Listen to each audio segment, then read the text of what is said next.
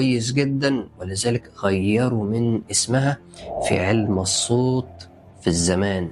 فأول حاجة خوفوك من علم الحروف والأسماء، وخلوا لك إن هو مرتبط بالدجل والجنون والشعوذة زي الناس اللي بتقعد تكتب لي كده في التعليقات، رغم إن هو علم القرآن الكريم وعلم الكتاب.